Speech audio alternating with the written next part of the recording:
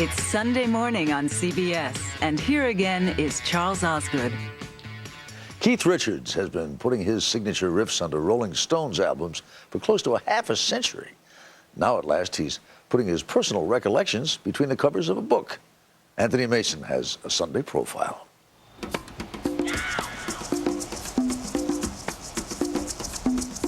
Every fall's different. I think it has to do with what kind of summer you have. Sometimes it's really spectacular, and other times it's kind of more muted like this. Please allow me to introduce myself. Good evening. It's sometimes said there are two Keith Richards. They're French bulldogs. Those are little red things. Do you ever feel that there's this other guy, the mythological Keith Richards, who's kind of trailing around alongside of you? He's on a ball and chain. It's an image. He's carries a long shadow.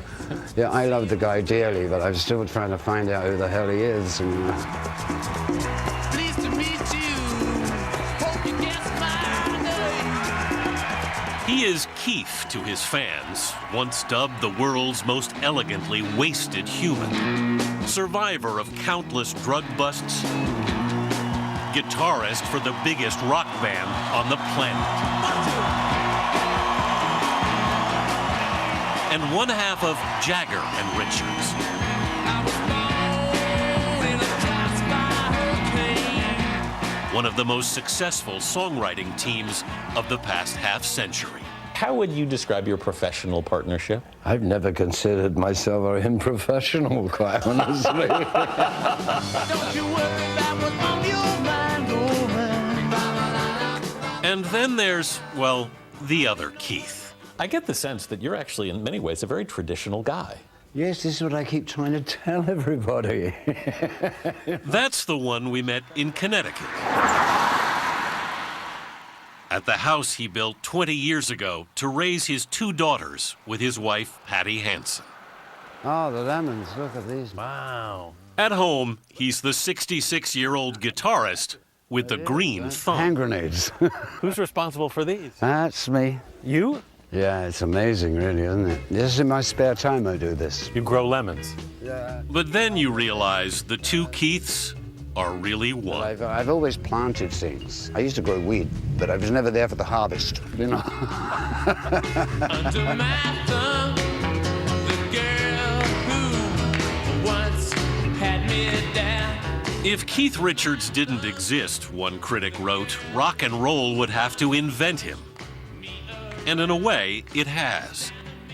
In his new memoir, Life, he dispels some of the myths, like the legendary tale he once had a total blood transfusion in Switzerland. Yes, I created that myth. So you didn't actually have your blood drained and because replaced? People wanted to believe that. You know, and I wouldn't swap this blood for nobody. And confirms others. The snorting of your father's ashes, which True. it is true. You did, in fact, do it. I ingested my ancestor, yes. It was an accident, he says. He planned to bury his father's ashes beneath an oak tree he was planting.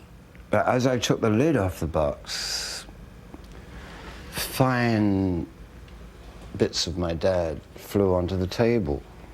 You know, like powder, you know.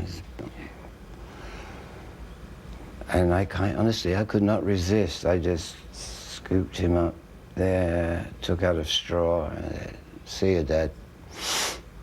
And I did a little line of him. Yeah, I did that. And the rest of him is around this oak tree, which is growing incredibly well. Bert and Doris Richards' only child grew up in Dartford, a working-class suburb of London. His grandfather, a weekend musician, loved to take Ricky, as he was called, to music stores. Hey, Keith. Here's the place. Little guitar shop. We took Keith to the Carmine Street Guitar Shop in New York, where owner Rick Kelly still makes guitars by hand in the back room. Keith used to spend hours in shops like this in London's theater district.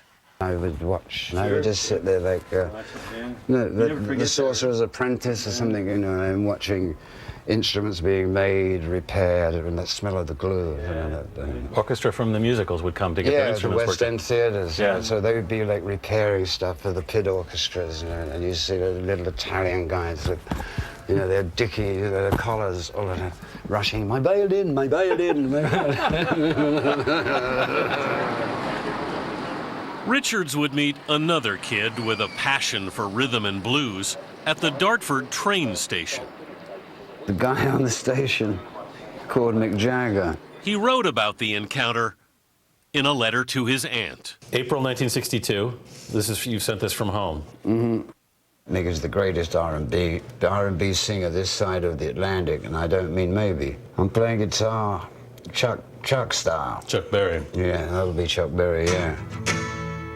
A few months later, the Rolling Stones were born. Their debut album would knock the Beatles I wanna tell you how it's gonna be. off the top of the British charts. You're gonna give your love to me. Jagger and Richards emerged as the songwriters. Mick came up with the lyrics, Keith delivered the riffs. Does this stuff just sort of pop into your head at some point? Yeah, they pop off the fingers. Really? Yeah, more than the head.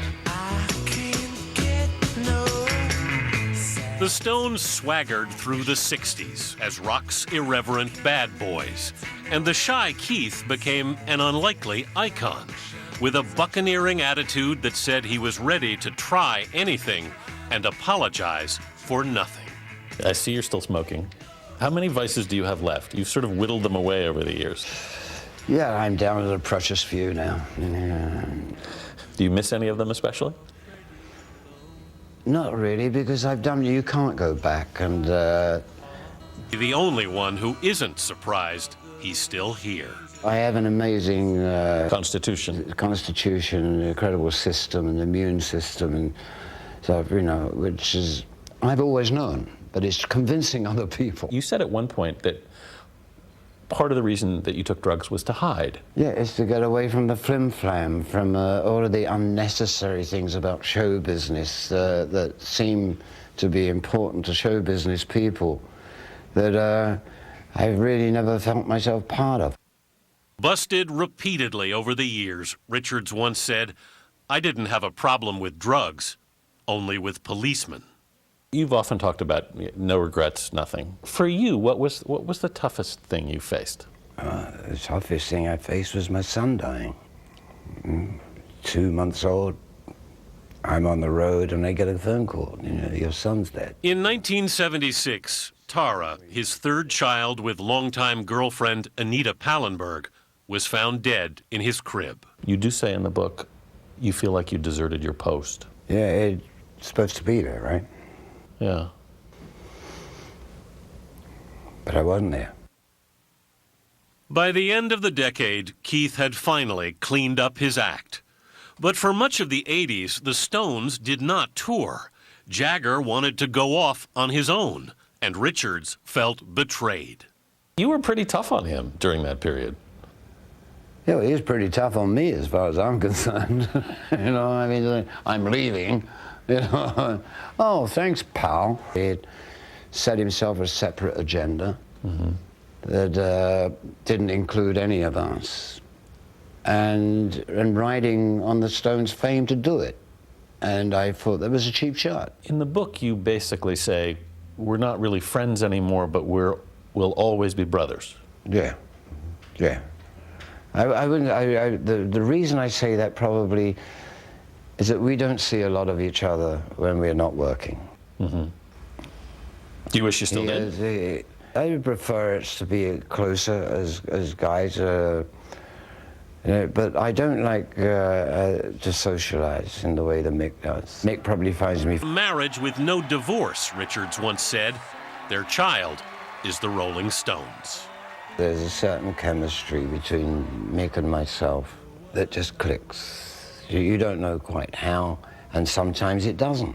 And there's many times, you know, I think, Mick, I've got the greatest song ever for you. And he goes, oh, I hate it.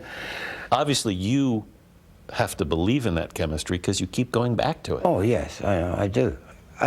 My job is to turn Mick on. If I can turn Mick on, then Mick can turn the world on. Yeah, but something has to spark him. I don't know if I could handle King Lear. Working on his memoirs has kept Richards at home for much of the past few years. Do you get a road itch? You can feel an itch, but it depends who's going to scratch. You've all got to scratch together, don't you? Exactly. You know, I mean, this is... Keith Richards is ready to start collecting material for Volume 2 of Life.